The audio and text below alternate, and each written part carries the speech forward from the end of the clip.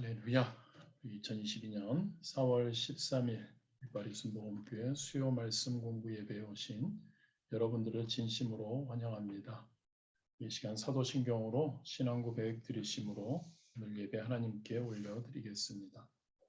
전능하사 천지를 만드신 하나님 아버지를 내가 믿사오며 그 외아들 우리 주 예수 그리스도를 믿사오니 이는 성령으로 잉태하사 동정녀 마리아에게 나시고 본디오 빌라도에게 고난을 받으사 십자가에 못 박혀 죽으시고 장사한 지 사흘 만에 죽은 자 가운데서 다시 살아나시며 하늘에 오르사 전능하신 하나님 우편에 앉아 계시다가 저리로서 산 자와 죽은 자를 심판하러 오시리라.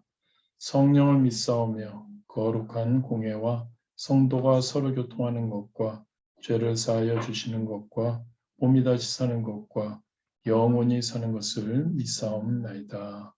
아멘. 할렐루야. 우리 고난주간 오늘 셋째 날 여러분들 모두 다 승리하고 계시리라 믿습니다. 우리 새벽기도, 특별 새벽기도 진짜 오랜만에 거의 2년 만에 이렇게 다른 교회, 파리에 있는 다른 교회 성도님들과 함께 모여서 우리가 이렇게 특별 새벽 기도를 하고 있습니다. 굉장히 은혜롭고 또 오랜만에 2년 만에 이렇게 새벽을 깨우고 함께 고난주간을 우리 생각하면서 함께 예배드리고 있어서 너무나 좋은 것 같습니다. 그리고 또 여러 가지 여건상 참석하지 못하시는 분들은 또 우리 저녁 기도회도 있고 그래서 우리가 함께 하나님께 기도하고 예배드리고 있습니다. 우리 먼저 함께 인사하시겠습니다. 오늘도 참 좋은 날입니다라고 우리 함께 인사하시겠습니다. 오늘도 참 좋은 날입니다. 좋으신 하나님께서 당신을 사랑하십니다. 그리고 저도 당신을 많이 사랑합니다. 할렐루야. 우리 기쁘고 감사한 마음으로 우리 하나님께 찬양 올려드리도록 하겠습니다. 가장 먼저 우리가 197장 우리 찬양 드리시겠습니다. 은혜가 풍성한 하나님은 우리 찬양하시겠습니다.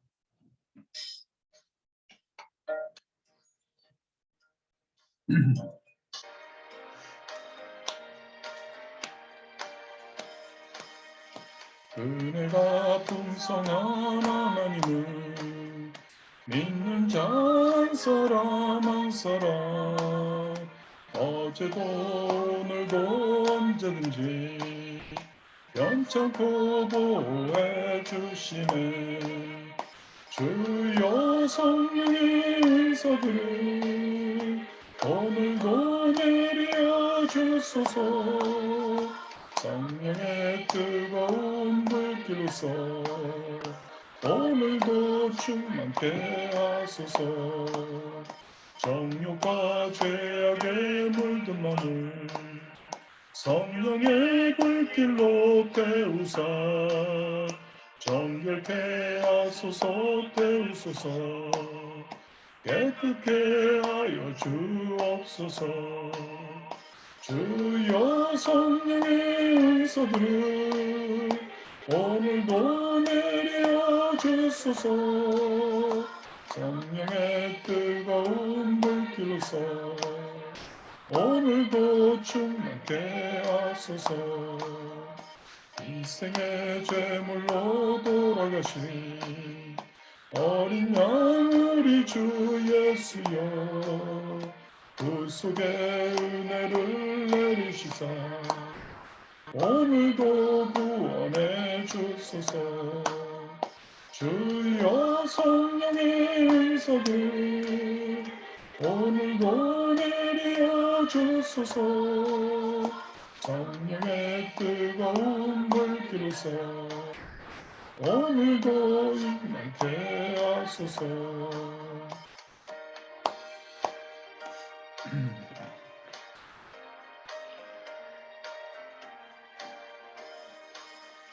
주님의 기쁘신 은혜만을 세상에 널리 전하리니 하늘의 능력과 권세로서 오늘도 입혀 주옵소서.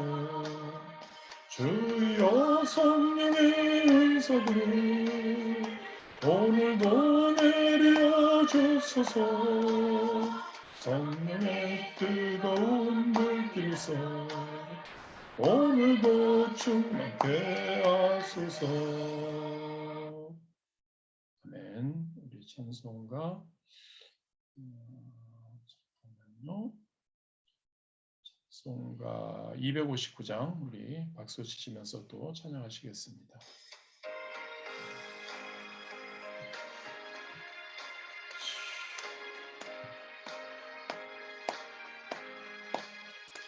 예수 십자가의 흘린 피로써 그대는 씻기어 있는다. 더러운 죄 이게 하는 능력을 그대는 참으지 않은가. 예수의 보혈로 그대는 씻기어 있는가. 마음속에 여러 가지 죄악 깨끗이 씻기어 있는가. 주 예수와 밤낮으로 늘 함께 그대는 행동을 하는가. 아무 때나 어디서나 그대 십자가 붙들고 있는가. 예수의 보혈로 그대는 씻기어 있는가. 마음속에 여러 가지 죄악 깨끗이 씻기어 있는가. 주님 예수 다시 올 때 그대는 영접할 예복이 있는가.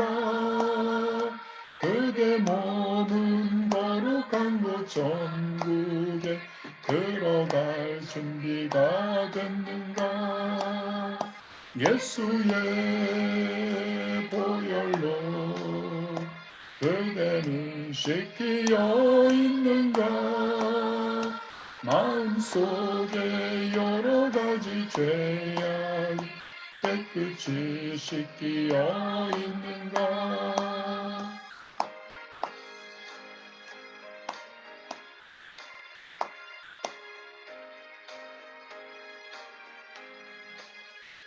모든 죄에 더러워진 예복을 주 앞에 지금 다 벗어서 샘물같이 솟아나는 보혈로 눈보다 더 이게 씻으라. 예수의 보혈로 그대는 씻기어 있는가. 마음속에 여러 가지 죄악 깨끗이 씻기어 있는가. 아멘. 찬송가 455장입니다. 찬송가 455장 주님의 마음을 본받는 자 고난주간 특별히 우리 예수님의 마음을 예수님의 삶을 본받는 우리 되기 원합니다.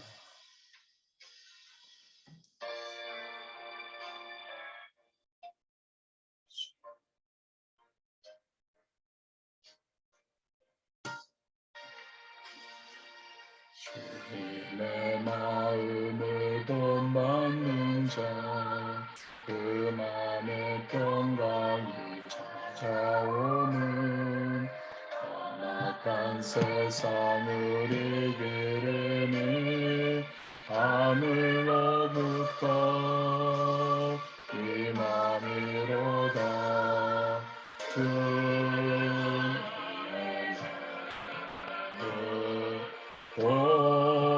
본받아 살면서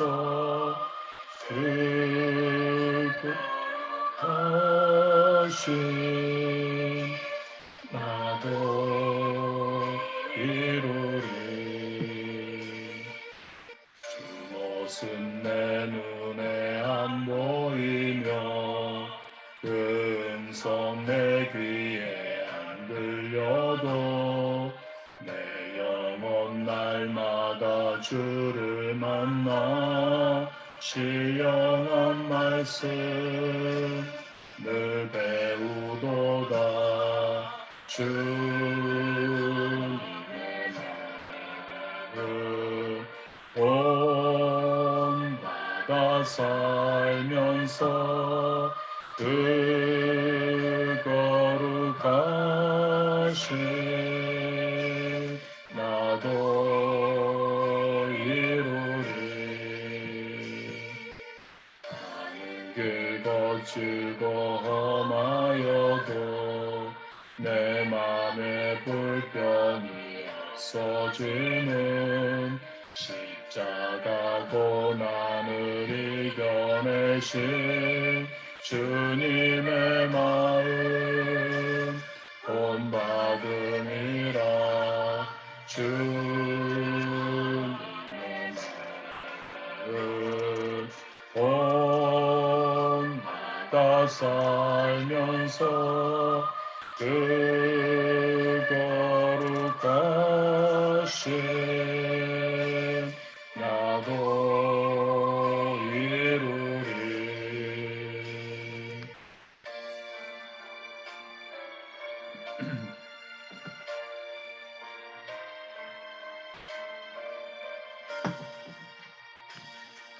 주 예수 세상에 다시 오실 그날의 무선도 변하여 주님의 빛나는 그 영상을 다 함께 보며 주 찬양하리 주님의 마음 본받아 살면서 그 거룩하신 나도 이루리.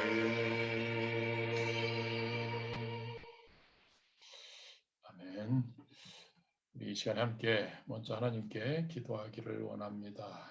이렇게 고난주간 동안도 하나님께서 은혜 주셔서 우리가 진짜 예수님을 닮아가기 위해 우리가 특세와 저녁 기도회 그리고 매일 말씀 묵상 그리고 이렇게 예배에 우리가 함께합니다. 우리 예수님의 은혜에 감사해서 우리의 십자가를 붙들고 우리가 나아간 십자가를 바라보고 나아갑니다. 이 시간 우리 또 하나님께 우리 말씀 수요 말씀 공부 예배 우리가 하나님께 드릴 때 우리 하나님께서 우리 한 사람 한 사람의 마음을 위로하여 주시고 또한 우리 한 사람이 예수님을 느낄 수 있는 그러한 귀한 시간 오늘 말씀을 더욱더 또 잘 이해하기 위해 우리가 함께 읽어 나갈 때 하나님 우리에게 지혜 주시고 하나님의 말씀을 올바로 하나님이 우리에게 이야기해 주고 싶은 것 잘 깨달을 수 있도록 우리 하나님께 우리 주님 이름 3번 부르시고 함께 기도하시겠습니다. 주여 주여 주여 감사합니다. 하나님 귀한 고난주간 동안 아버지 하나님 우리가 하나님께 더욱더 나아가고 예수님의 하나님 아버지의 그 십자가에 하나님 예수님의 순환당하심을 우리가 기억하며 십자가에서의 하나님 아버지의 그 모든 것 우리가 바라봅니다. 아버지 하나님 우리와 함께하여 주셔서 하나님 아버지 우리가 많은 은혜가 있게 하시고 아버지 하나님 우리 예수님을 더욱더 하나님 만나고 예수님을 느끼게 하시고 예수님의 사랑을 아버지 하나님 목숨까지 내놓고 우리에게 하나님 아버지 베풀어 주신 우리의 구원을 위해 아버지 하나님 애써 주시는 그 예수님 아버지 하나님 우리 예수님을 바라보고 나아가는 우리 되기를 소원합니다. 더욱더 하나님 아버지 우리가 이를 위해서 아버지 하나님 성령의 충만함을 받아야 하는 줄 믿습니다. 아버지 하나님 성령 충만할 수 있도록 인도하여 주옵소서. 우리가 말씀으로 더욱더 충만하게 하여 주옵소서. 오늘 특별히 하나님 말씀 충만을 위해서 아버지 하나님 말씀을 더 잘 이해하기 위해 아버지 하나님 하나님의 말씀이 꿀송이 같이 하나님 달기 위해 우리가 하나님 아버지 이렇게 열린다 성경 시리즈로 우리가 함께 나아갑니다. 아버지 하나님 우리와 함께하여 주옵시고 우리에게 말씀하여 주옵소서. 우리에게 깨달음을 주시옵소서. 우리에게 아버지 하나님 하나님이 원하시는 아버지 하나님 이 예배를 통해 이 하나님 아버지의 말씀 공부를 통해 우리에게 주시고자 하는 그 하나님 뜻을 밝히 하나님 알고 밝히 깨달을 수 있도록 그리고 그것을 삶 가운데 행할 수 있도록 아버지 하나님 역사하여 주옵소서. 우리 예수님을 본받기 원합니다. 우리 예수님의 거룩함을 본받기 원합니다. 우리 예수님의 거룩함을 삶 가운데 나타나기 원합니다. 아버지 하나님 삶 가운데 하나님 예수님을 나타내는 우리가 되어서 아버지 하나님 하나님이 우리에게 마지막 지상 명령으로 주신 아버지 하나님 복음을 전하며 하나님께 영광 돌리며 하나님 우리의 존재의 창조함의 목적인 하나님의 영광을 위해 나아가는 그러한 귀한 우리 되게 하여 주옵소서. 아버지 하나님을 위해서 성령 충만해야 함을 구합니다. 아버지의 말씀으로 충만하게 하여 주옵소서. 하나님 기도로 충만하게 하여 주옵소서. 열심을 주시고 아버지 하나님만을 바라보고 아버지 하나님만을 향해 나아가는 그러한 우리 되도록 아버지여 축복하여 주옵소서. 우리 귀한 성도님들 아버지 하나님 고난주간을 진짜 경건하게 보내기를 원합니다. 이 고난주간 동안 하나님 아버지 예수님을 다시 한 번 더 아버지 하나님 더 가까이 하나님 만나기를 소원합니다. 아버지 하나님 함께하여 주옵소서. 아버지 하나님 은혜를 부어 주시옵소서. 아버지 하나님 우리에게 놀라운 하나님의 사랑을 베풀어 주옵소서. 아버지 하나님 우리와 함께하여 주옵시고 온전히 하나님의 영광 받는 하나님께서 영광 받는 귀한 예배 되도록 역사하여 주옵소서. 예수님의 이름으로 기도드렸습니다. 아멘. 할렐루야.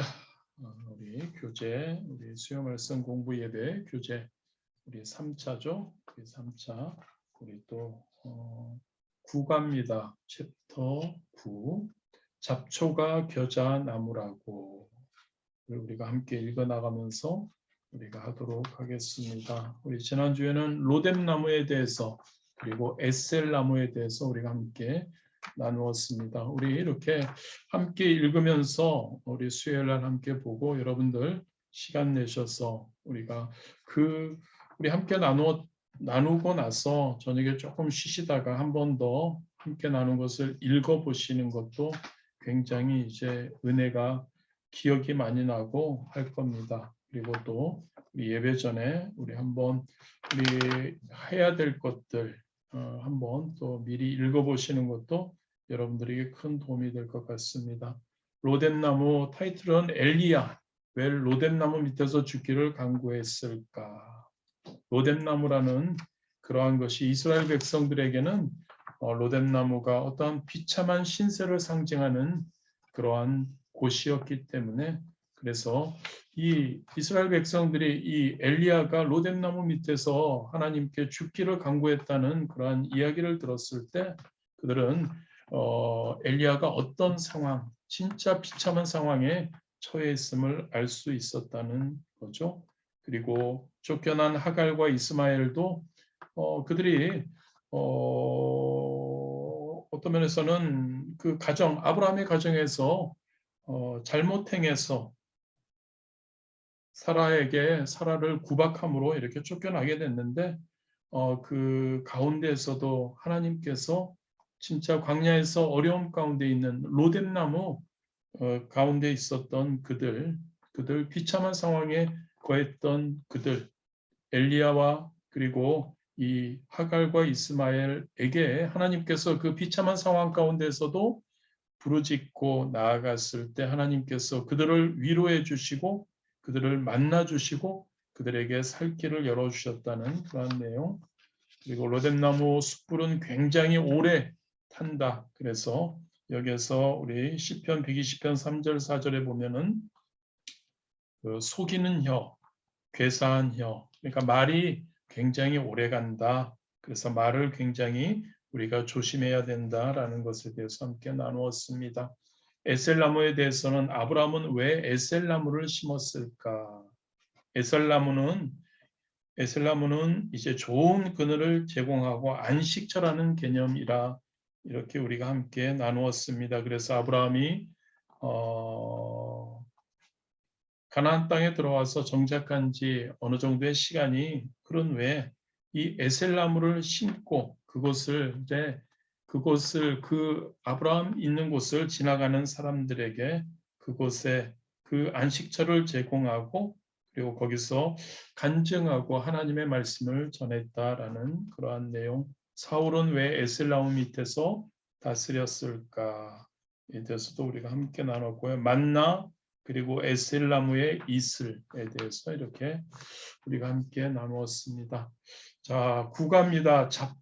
잡초가 겨자나무라고 라는 그러한 물음표를 가지고 우리가 함께 읽어 나가면서 나누겠습니다. 거목이 된 잡초 겨자풀. 우리 돌아가면서 함께 읽도록 하겠습니다. 화면에 있는 대로 박창근 안수 집사님 감사합니다. 가능하시면 부탁드립니다. 겨자나무는 이스라엘에 오는 순례객들이 가장 보고 싶어하는 성지식물 가운데 하나다. 그런데 막상 겨자나무를 보면 다들 크게 실망한다. 눈앞에 펼쳐진 갈릴리 호수를 보면서 은혜를 받다가도 그 주변에 잡초처럼 자란 겨자풀을 보고는 못마땅한 표정을 짓는다. 나는 순례객들을 보면 슬쩍 말을 흘린다. 자, 저게 겨자씨 비유에 나오는 겨자나무입니다. 그러면 다들 눈이 동그래져서 이렇게 되묻는다. 아니, 저게 무슨 겨자나무예요? 저렇게 볼품없는데 어떻게 저게 나무가 되고 공중의 새가 그 가지에 깃들어요? 혹시 잘못 아신 것 아니에요? 많은 그리스도인들이 겨자나무를 보고 실망하는 모습을 보면서 성경에 나오는 예수님의 수많은 비유들을 바라보는 1세기 유대인들의 시각과 현대문화의 시각이 너무나 다르다는 것을 깨달았다. 갈릴리 호수 주변의 잡초처럼 자란 겨자들을 한 번이라도 보았다면 예수님이 말씀하신 겨자씨 비유를 우리 식으로 잘못 이해하지는 않았을 것이다. 하느님 나라를 겨자씨 하나에 비유한 말씀을 읽을 때 겨자씨가 자라서 사이가 깃들 정도의 큰 나무가 된다는 것에 초점을 두면 안 된다. 그러면 겨자씨 비유를 어떻게 이해해야 할까? 여기서 생각해야 할 것은 크게 두 가지다. 첫째는 겨자 풀을 들에 널려 있는 잡초라는 것이다.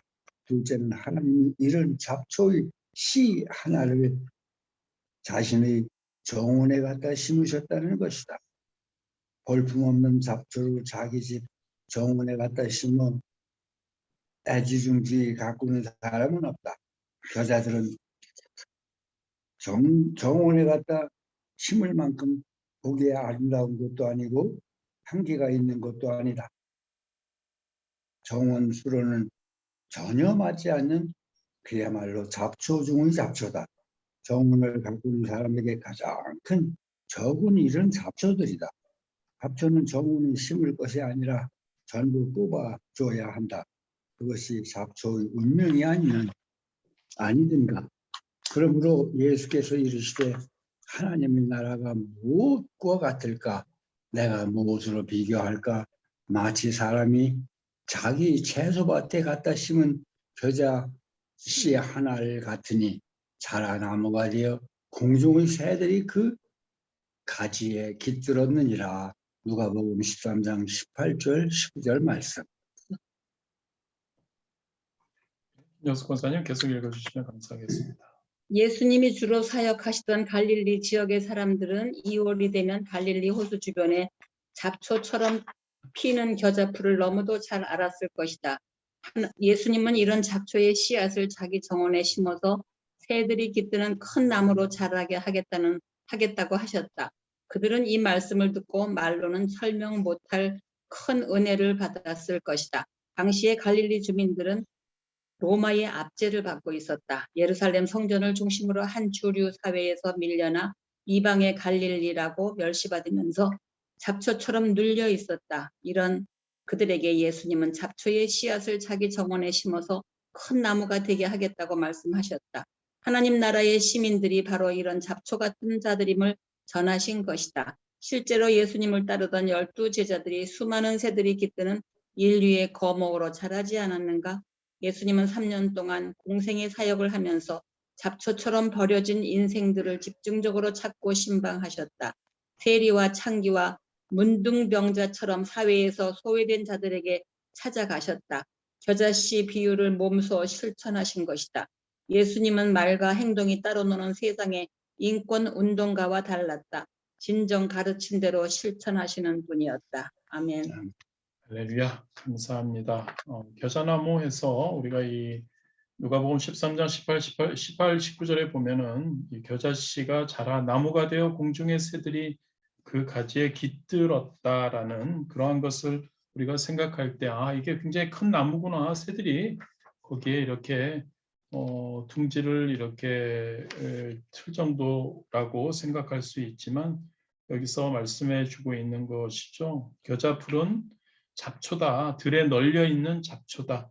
그리고 중요한 것은 이러한 널려 있는 잡초들 같은 그러한 여기서는 하나님 나라의 시민들, 이스라엘 백성들, 갈릴리 주민들, 그들을 하나님께서 하나님의 정원에, 하나님의 나라에 이렇게 데리고 와서 거기서 자라게 하고 거기에서 나무가 되어 공중의 새들이 깃들게 하신다라는 그러한 의미로 이것을 우리가 해석해야 된다. 그래서 겨자나무는 잡초, 겨자풀, 그래서 여기 그림이 있죠. 이런 나무가 아닙니다. 그래서 11면에 보면은 이제 이렇게 맨 처음에 이런 겨자풀, 잡초라고 우리가 알 수 있는 것 같습니다. 할렐루야. 다음 13면으로 넘어가도록 하겠습니다. 10과 가시나무가 상수리 나무라고 또 물음표입니다. 새 희망을 상징하는 상수리 나무.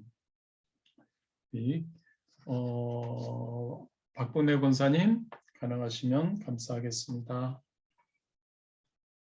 상수리 나무라고 시온의 찬란한 회복을 노래하는 이사야 55장에는 가시나무가 등장한다. 잣나무는 가시나무를 대신하여 나며 화석류는 찔레를 대신하여 날 것이라. 이것이 야훼의 기념이 되며 영원한 표징이 되어 끊어지지 아니하리라. 이사야 55장 13절 말씀. 여기서 가시나무는 잎사귀에 가시가 많은 일반 상수리인 나쭈를 말한다. 우리말 번역 성경에는 모두 가시나무로 되어 있다. 그러니 히브리어를 모르면 다른 나무로 오해할 수밖에 없다. 상수리 나무는 예루살렘을 중심으로 유다 산지에서 자라는 일반 상수리와 북쪽의 다볼산을 중심으로 자라는 다볼산 상수리로 나뉜다. 일반 상수리는 히브리어로 나쭈쭈라고 한다. 이는 앞정을 뜻하는 나쭈에서 온 단어다. 잎사귀 주변에 가시가 많아 자칫 찔리기 쉬워서 붙여진 이름이다. 다볼산 상수리는 히브리어로 나할롤 또는 나할랄이라고 한다. 입에 가시처럼 뾰족한 부분이 없는 것이 특징이다. 성경에는 도시 이름으로 나오기도 한다. 아멘. 할렐루야. 그래서 이제 성경의 이름으로 나오기로 한다 해서 이렇게 또 갓단과 나할랄 이렇게 해서 다볼산 상수리 그러면은 나할랄과 시므론과 이달라와 베들레헴이니 모두 12성읍과 그 마을들이라. 여호수아 19장 15절 말씀. 스볼론은 기드론 주민과 나할롤 주민을 쫓아내지 못하였으므로 가나안 족속이 그들 중에 거주하면서 노역을 하였더라. 사사기 1장 30절 말씀. 예, 그래서 여기에 보면은 그림 이렇게 우리 13면에 보면은 그림 맨 위에가 이제 상수리 나무를 이렇게 표시하고요. 그리고 여기에 보면은 이제 두 종류의 나무, 가시나무, 상수리 나무. 일반적인 상수리 나무는 맨 두 번째 있는 그림이죠. 옆에 보면은 잎에 이렇게 가시같이 뾰족뾰족 나와 있고 그 밑에가 우리 다볼산 상수리 나할롤 또는 나할랄이라고 하는 그러한 두 개 이렇게 그림으로 우리가 볼 수 있습니다. 사람의 손이 닿지 않는 유다 산지의 자연 삼림에 가장 무성한 나무가 일반 상수리 나무다. 그러니까 이사야의 예언은 메시아의 날에 시온이 회복되면 레바논의 잣나무가 일반 상수리 나무, 가시나무를 대신할 것임을 말한 것이다. 이것이 우리가 맨 처음에 서두에 우리 권사님이 읽어주신 이사야 55장 13절에 보면 잣나무는 가시나무를 대신하여 나며 화석류는 찔레를 대신하여 날 것이라. 이것이 야훼의 기념이 되며 영영한 표징이 되어 끊어지지 아니하리라. 이 잣나무가 가시나무를 대신한다라는 것. 그래서 이제 메시아의 날에 시온이 회복되면 레바논 그 나라의 잣나무가 일반 상수리 나무 가시나무를 대신할 것이다라는 것을 말하고 있다는 것이죠. 그래서 가시나무도 일반 상수리 나무, 이게 다볼산 상수리 그 나무가 아니라 그렇다는 이야기, 가시나무라는 거죠. 할렐루야. 우리 김영남 원사님, 이사야의 예언과 가시나무 감사합니다. 북이스라엘의 베가 왕과 아람의 루신 왕이 연합해서 남유다의 아하스 왕을 공격했을 때 남유다는 최대의 위기 상황을 맞았다. 이때 하나님은 이사야 선지자에게 베가와 루신은 연기나는 두 부직갱이 그루터기에 불과하니 하나님을 굳게 의지하라고 말씀하셨다. 이사야 7장 4절 말씀. 그러나 아하스는 눈에 보이지 않는 하나님보다 눈에 보이는 강대국 아수르의 힘을 빌려 그 위기를 벗어나고자 했다. 하나님은 이를 아시고 또다시 이사야에게 경고의 메시지를 전하셨다. 북쪽의 강대국 아수르가 개입하면 또 다른 남쪽 강대국 애굽이 개입할 것이고 결국 둘 사이에 낀 이스라엘은 전 국토가 전쟁터가 될 것이라는 말씀이었다.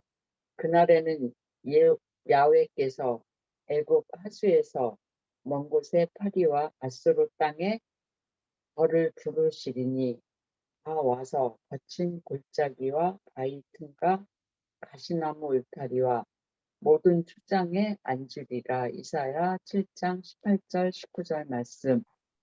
애굽 하수에서 온 파리와 아수르 땅의 벌은 두 강대국을 가리키는 것이다. 하나님 앞에서는 연기나는 부직갱이에 불과한 두 강대국을 두롱 섞인 비유로 표현한 것이다.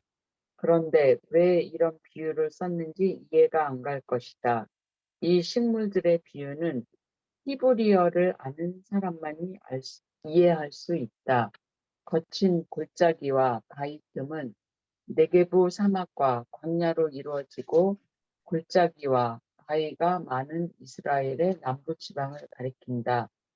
가시나무 울타리는 이스라엘 중앙에 있는 유다 산지에 많은 일반 상수리 나무를 말한다.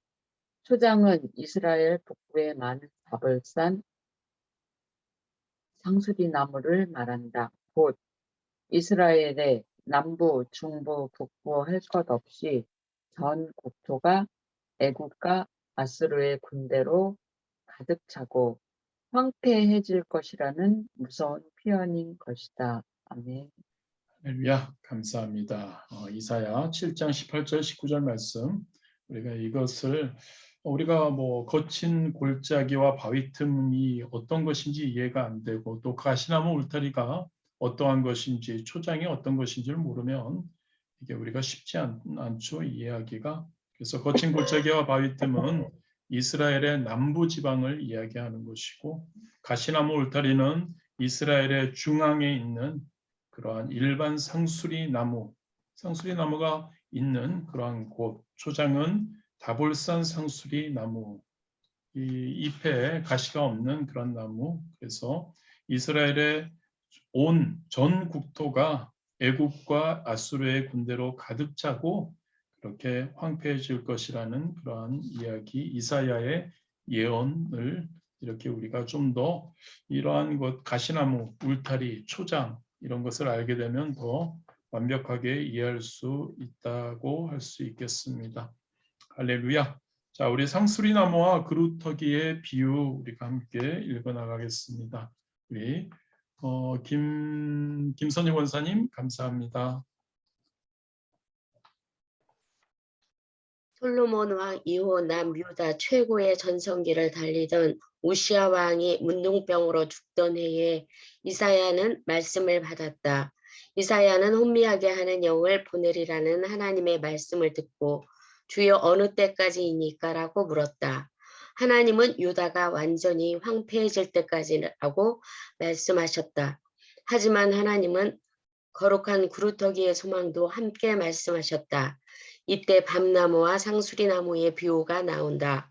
그러면 남은 구루터기와 밤나무와 상수리나무는 서로 무슨 관련이 있는 것일까? 내가 가로되 주여 어느 때까지이니까 대답하시되 성읍들은 황폐하여 거민이 없으며 가옥들에는 사람이 없고 이 토지가 전폐하게 되며 사람들이 여호와께 멀리 옮기워서 이 땅 가운데 패한 것이 많을 때까지니라. 그 중에 10분의 1이 오히려 남아 있을지라도 이것도 상키움 받을 것이나 밤나무, 상수리나무가 배임을 당하여도 그 구루터기는 남아 있는 것 같이 거룩한 씨가 이 땅의 구루터기니라. 이사야 6장 11절에서 13절 말씀. 아멘. 할렐루야. 예, 우리 김재 권사님 계속 읽어주시면 감사하겠습니다. 여기서 구루터기의 소망은 밤나무와 상수리나무의 잎과 관련된 비유다. 우리말 성경에 밤나무로 번역된 나무는 히브리어로 엘라라고 하는 나무다. 엘라는 11월경에 단풍이 들어 이스라엘의 산지를 총 천연색으로 물들인다. 단풍으로 물든 엘라는 이스라엘에서 최고의 영광을 상징한다. 그러나 그러한 엘라 잎도 오래지 않아 모든 영광을 뒤로 한 채 떨어지고 앙상한 가지만 남게 된다. 우시야 왕 때 최고의 전성기를 누리다가 우시야가 죽자 곧 쇠퇴의 길을 걷게 된 유다의 모습은 앙상한 가지만 남은 엘라의 잎과 같았다. 그러나 하나님은 상수리 나무도 함께 말씀하셨다. 상수리 나무 잎의 독특한 특성을 알아야 이 말씀을 이해할 수 있다. 상수리 나무 잎은 엘라처럼 화려한 단풍이 들지는 않지만 잎이 떨어지기 전에 반드시 새 잎의 순이 함께 나온다. 그래서 앙상한 가지만 비참하게 남아있는 경우가 없다. 멸망의 끝이 아니고 멸망과 함께 새로운 희망이 그루터기처럼 남아있을 것임을 상징적으로 보여주는 것이다. 아멘. 할렐루야. 그래서 여러분들 15면에 그림이 3개가 있습니다. 가장 왼쪽에 보면 단풍으로 이렇게 물든 엘라, 이렇게 단풍, 우리나라 단풍 같네요. 그리고 바로 오른쪽 밑에 보면은 점차 잎이 떨어지는 엘라. 이게 뭐 그림이 잘 표현이 잘 안 됐지만 점차 잎이 떨어져서 좀 앙상한 가지만 남는 엘라. 그리고 그 바로 위에 보면 이렇게 새 잎이 순이 나오는 그러한 상수리 나무를 이렇게 표현하고 있습니다. 그래서 상수리 나무와 구리터기의 비유를 이렇게 우리가 이해할 수 있을 것 같습니다. 우리가 지금 가시나무, 상수리 나무에 대해서 이야기하고 있으니까 상수리 나무는 이렇게 뭐라고 할까요? 이렇게 잎이 질 때에도 새로운 순이, 잎의 순이 함께 나온다는 거죠. 그래서 엘라처럼 화려한 단풍은 들지 않지만 그렇다. 그래서 우리 하나님께서 우리에게 멸망이 끝이 아니고 멸망과 함께 새로운 희망이 그루터기처럼 남아 있을 것을 우리에게 설명해 주고 있는 것 같습니다. 그래서 밤나무와 상수리나무가 배임을 당하여도 그 그루터기는 남아 있는 것 같이 거룩한 씨가 이 땅의 그루터기니라, 이렇게 말씀하고 있습니다. 그래서 상수리나무, 또 가시나무, 상수리나무에는 두 종류의 그러한 나무가 있다는 것 우리가 기억했으면 좋을 것 같습니다. 일반 상수리나무, 나주츠. 그래서 이 일반 상수리나무는 잎 끝에 가시같이 이렇게 뾰족뾰족해서 찔리기 쉬워서 이렇게 가시나무라는 그런 상수리나무, 그리고 다볼산 상수리가 있다는 것, 그것은 나할롤, 히브리어로 나할랄, 그리고 이곳은 잎에 그 뾰족한 가시 같은 것들이 없는 게 특징이다라는 것.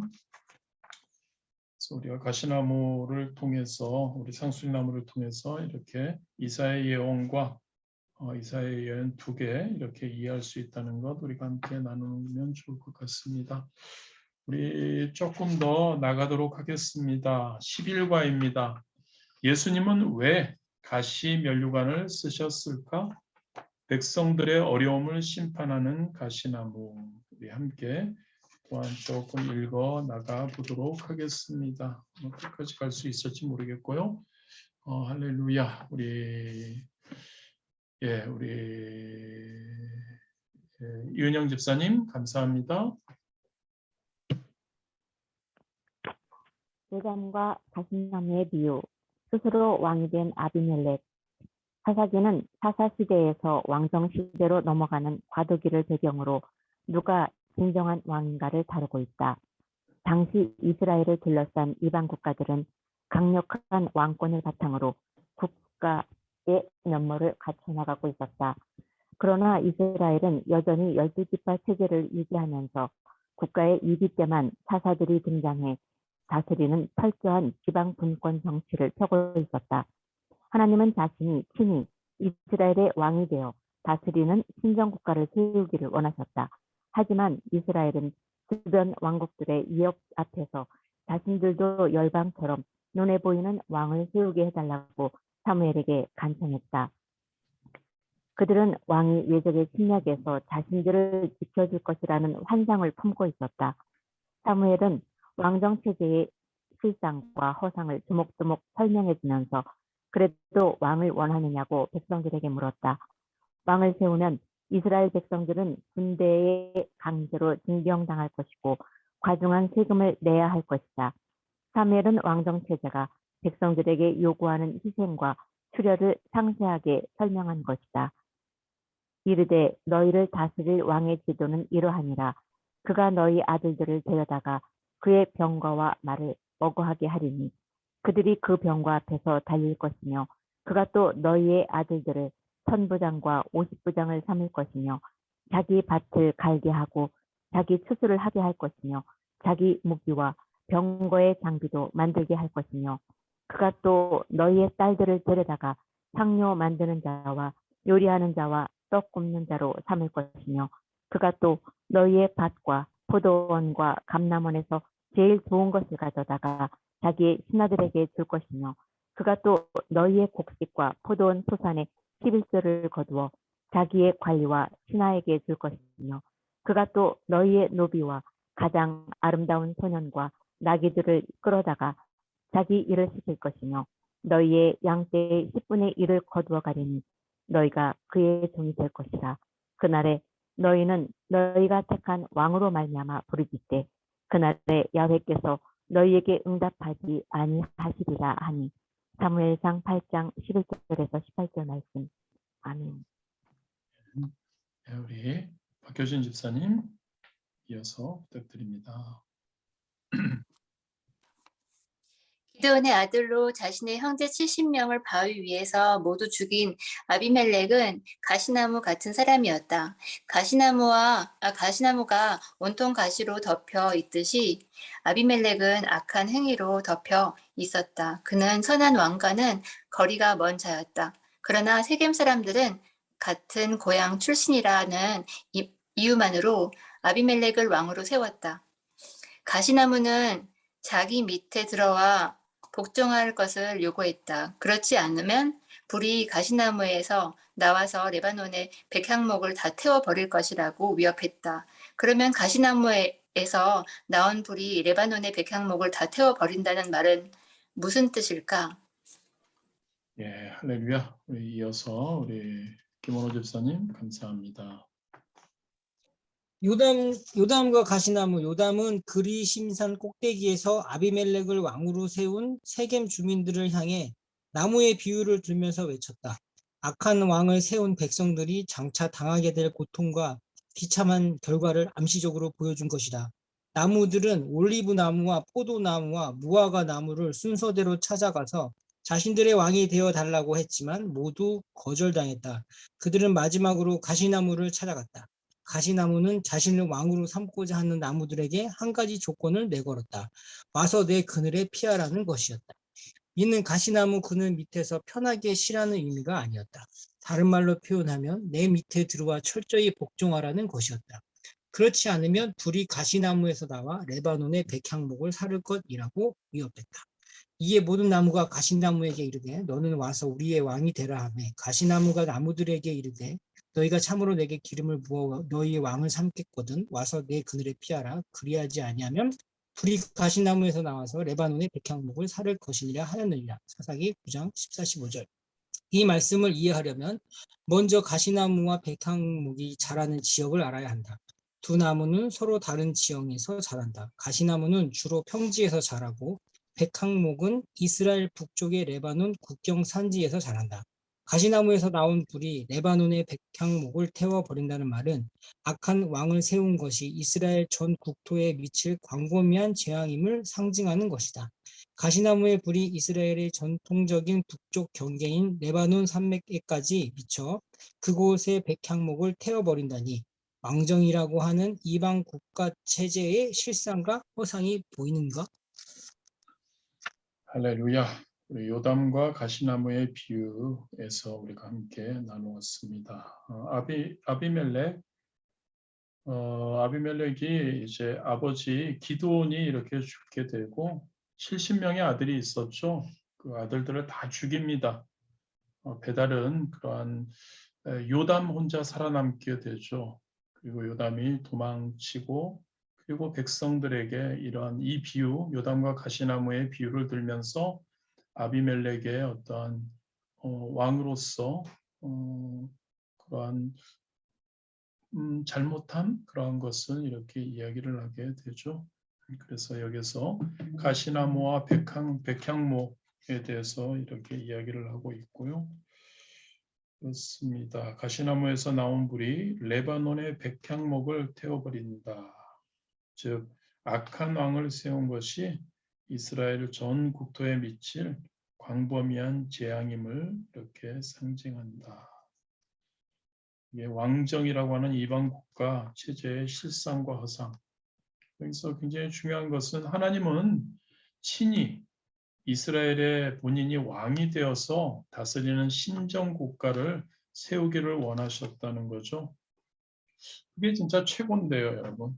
신정 국가가 최고인데 전지전능하신 하나님께서 다 우리를 이렇게 진짜 사랑하셔서 우리를 너무너무 사랑하시기에 우리가 가장 진짜 필요하고 우리가 가장 좋은 그런 환경이 펼쳐질 텐데 근데 이스라엘 백성들은 세상의 어떤 다른 국가들처럼 어떤 보이는 그러한 왕, 힘센 사람, 지도자, 따를 사람을 이렇게 추구했다는 것을 우리가 알게 됩니다. 우리의 삶이 어떤지를 또한 이것을 통해서 한번 돌아보았으면 좋겠습니다.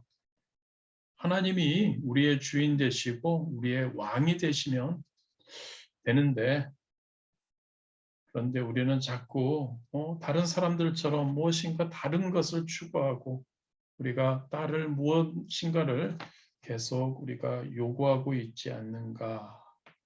이스라엘 백성들처럼 우리가 한번 또한 돌아보는 것도 좋을 것 같습니다. 우리 한 단락만 있어서 더 나가도록 하겠습니다. 안 하신 분이 조한 예수님의 가시면류관 아타드. 예수님의 가시면류관 아타드, 요담의 비유에 나오는 가시나무는 히브리어로 아타드라고 한다. 요단 계곡과 평야를 중심으로 자라며 큰 나무로 자라서 넓은 그림자를 만든다. 성서 시대의 밀밭 사이에서 주로 자라던 아타드는 추수하는 농부들의 좋은 휴식처였다. 지금도 아랍 속담에 아타드 그림자 밑에서 먹고 낮잠을 잔다는 말이 있다. 넓은 그늘을 만들어주는 아타드의 이미지가 지금까지 내려온 것이다. 이스라엘의 장례 행렬이 무덤까지 가는 길에 몇 번 쉬는 장소가 있었다. 이는 주로 아타드 나무 밑이었다. 넓은 그늘이 있는 아타드는 긴 장례 행렬이 한 번씩 쉬어가기에 좋은 정거장이었던 것이다. 이집트의 나일강 하류의 동쪽에 있는 고센 땅에 사는 이스라엘 백성들은 야곱의 시체를 그의 유언대로 조상의 무덤이 있는 헤브론의 막벨라 굴에 묻으려고 긴 장례 행렬을 지어 출발했다. 이때 이스라엘의 헤브론으로 향하던 야곱의 장례 행렬은 요단강을 건넌 뒤 아닷 타작 마당에서 쉬었다. 아닷은 바로 아타드 나무를 말한다. 요셉이 자기 아버지를 장사하러 올라가니 바로의 모든 신하와 바로 궁의 원로들과 애굽 땅의 모든 원로와 요셉의 온 집과 그의 형제들과 그의 아버지의 집이 그와 함께 올라가고 그들의 어린 아이들과 양떼와 소떼만 고센 땅에 남겼으며 병거와 기병이 요셉을 따라 올라가니 그때가 심히 컸더라. 그들이 요단강 건너편 아닷 타작 마당에 이르러 거기서 크게 울고 애통하며 요셉이 아버지를 위하여 7일 동안 애국하였더니. 창세기 50장 7절에서 10절 말씀. 아타드는 가시가 워낙 많아서 예수님의 가시 면류관을 만든 유력한 후보로 꼽힌다. 그래서 아타드는 크라이스트 스톤이라고도 불린다. 정확한 학명은 지지프스 스피나스티다. 예, 할렐루야. 감사합니다. 가시나무, 예수님의 가시면류관 아타드. 가시가 워낙 많아서 예수님의 가시면류관을 만든 그런 나무라고 할 수 있다. 그리고 아타드는 이제 타작마당 휴식처였고, 그래서 우리 창세기 50장 7절에 10절에 보면은 이렇게 장래 행렬이 쉬었던 그런 아닥 타작마들, 바로 아타드 나무 밑이었을 것이다라고 이야기하고 있습니다. 53분입니다. 제가 가시나무의 종류만 제가 한번 읽도록 하겠습니다. 혹시 김현정 집사님 가능하신가요? 혹시 운전 중이신가요? 제가 한번 읽도록 하겠습니다. 많은 성서학자들은 아타드를 요담의 가시나무 후보로 본다. 그러나 이스라엘에서 전통적으로 내려오는 가시나무는 이크샤트이기 때문에 종종 혼란이 생긴다. 이크샤트는 활을 뜻하는 게세트에서 온 단어다. 이크샤트의 생긴 모양이 활과 비슷하기 때문에 붙여진 이름이다. 가지들이 얽히고 설켜서 웬만한 바람이 불어도 흔들리지 않는 독특한 나무다. 보통 0.5에서 2m까지 자라는 이크샤트는 성서시대의 담장으로 사용되었다. 가시가 많아 이스라엘에서도 가시나무로 불린다. 하지만 이크샤트가 요담의 비유에 나오는 가시나무가 될 수 없는 이유는 몇 가지가 있다. 첫째, 이크샤트는 넓은 그늘을 만드는 아타드와 달리 그늘을 만들지 못한다. 성경에 나오는 가시나무는 와서 내 그늘에 피하라고 말했다. 이는 넓은 그늘을 만드는 가시나무의 특징을 보여주는 것이다. 둘째로 이크샤트는 가지에 수액이 많아서 웬만해서는 불이 붙지 않는다. 가지 끝에 불을 붙여도 그 불이 끝까지 타들어가지 않고 중간에 꺼져 버린다. 이와 달리 아타드는 불을 붙이면 나무 전체가 금방 타들어가고 주변 나무들까지 삽시간에 태워 버린다. 이런 이크샤트의 특성은 불이 가시나무에서 나와서 레바논의 백향목을 사를 것이니라는 말씀과 정면으로 대치되는 것이다. 그래서 우리 성경에서 말하는 그런 예수님의 그 면류관 및 요담의 비유에서 나오는 그 가시나무는 아타드다라는 그런 내용입니다. 다음 주에 또 다른 가시나무 시림에 대해서 우리가 하고, 그다음에 떨기나무는 왜 저주를 받았을까 등 우리가 천천히 또한 해서 보고 나가기를 원합니다. 우리 고난주간 여러분들 거룩함으로 신실함으로 이렇게 나가고 계시리라 믿습니다. 우리 특별 새벽 기도회, 저녁 기도회, 그리고 여러분들 매일 말씀 묵상 등 공동체 성경 읽기 등 여러분들 진짜 이번 한 주 주일날 말씀 나눌 때 이야기 나눈 것처럼 이번 한 주 진짜 예수님만을 생각하며 이 십자가만을 바라보며 나아가는 우리가 되었으면 너무너무 좋을 것 같습니다. 그리고 우리 아까 잠시 나눈 것처럼 가시나무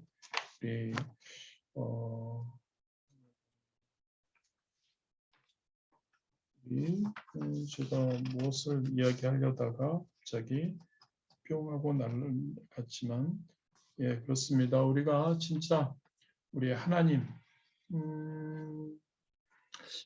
나라가 우리에게 뭐라고 할까요? 하나님 나라가 우리에게 진짜 가장 좋은 나라, 하나님과 함께하는 삶이 우리에게 가장 진짜 완벽한 그러한 삶이라는 것을 우리가 다시 한번 기억하기 원합니다. 다른 곳에 가서 다른 것을 보고 어떠한 세상의 어떠한 환경과 세상의 어떠한 제시하는 어떠한 것을 보는 것이 아니라 우리 하나님의 나라에 거하는 하나님의 국가에 하나님과 함께하는 그러한 삶 우리가 되었으면 너무 좋을 것 같습니다. 우리 위해서 오늘 또 가시나무 다음에 우리가 가시나무, 상수리나무, 그다음에 잡초, 겨자나무, 그리고 우리 예수님이 쓰신 아타드 이것에 대해서 우리가 함께 나누었는데요. 그리고 오늘 말씀 한번 가만히 생각하시면서 또한 우리가 잠시 기도하는 시간 우리가 갖기 원합니다. 우리 주변에 또한 이 거룩한 고난주일 진짜 많은 분들이 진짜 우리와 같이 예수님을 다시 한번 생각하고 십자가를 바라보는 그러한 한 주 될 수 있도록 우리가 또한 그들을 위해서 함께 우리 주님 이름 3번 부르시고 함께 기도하시겠습니다. 주여, 주여, 주여. 아버지 하나님 감사합니다. 오늘도 이렇게 아버지 하나님을 바라보며 하나님께 영광 돌리기 위해 하나님의 말씀을 더 하나님 잘 이해하고 하나님의 말씀이 하나님 성경에 나와 있는 신물들을 우리가 진짜 제대로 알아 하나님 온전히 이해하며 나아가는 그러한 시간 하나님의 말씀을 공부하는 시간을 가졌습니다. 아버지 하나님 아버지 온전히 하나님 가시나무 상수리나무 그리고 아버지 하나님 이 아타드의 가시나무 그리고 아버지 하나님 우리가 겨자나무의 그러한 비유를 통해 우리가 더욱더 아버지 하나님께서 우리에게 말씀하고 싶고자 하는 그러한 의미, 뜻을 제대로 알아나가는 우리 되도록 인도하여 주옵소서. 하나님 무엇보다 아버지 하나님 이스라엘 백성들이 하나님 지도자를 달라고 인간인 보이는 왕을 달라고 하나님의 신정 국가를 하나님 아버지여 거부했던 것처럼 우리의 삶이 어떠하고 있는지 특별히 고난주간을 맞이하여 진짜 우리가 하나님, 예수님, 성령님, 우리의 주인, 우리의 아버지 하나님, 아버지 하나님 우리가 그렇게 생각하고 나아가고 있는지를 돌아보기를 원합니다. 하나님 나라가 하나님 안에 거하는 것이 하나님의 자녀로 살아가는 것이 얼마나 귀한 것인지를 하나님 우리가 혹시 하나님 세상을 바라보고 세상 사람들이 원하는 것들을 추구하며 나가고 있지 않는지를 돌아봅니다. 요담의 하나님 아버지 그 비유처럼 하나님 아버지여 가시나무 우리에게 하나님 아버지여 밑에 들어와 복종하라고 그렇지 않으면 하나님 태움을 받는다는 그러한 멸망한다는 그러한 비유 다시 한번 기억하게 하시고 아버지 하나님 우리가 온전히 하나님의 백성으로 하나님 나라에 속하는 하나님이 우리의 왕이 되는 아버지 하나님이 우리의 아버지가 되는 그런 놀라운 역사 있도록 아버지 하나님 축복하여 주옵소서. 귀한 고난주간 보내게 하시고 하나님 아버지여 더욱더 하나님께 영광 돌리는 그러한 아버지 하나님 우리 한 사람 한 사람 되도록 아버지 하나님 축복 주옵소서.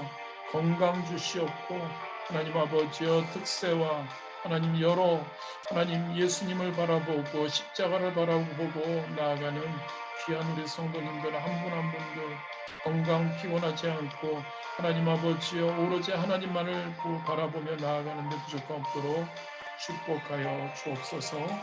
예수님의 이름으로 기도드렸습니다.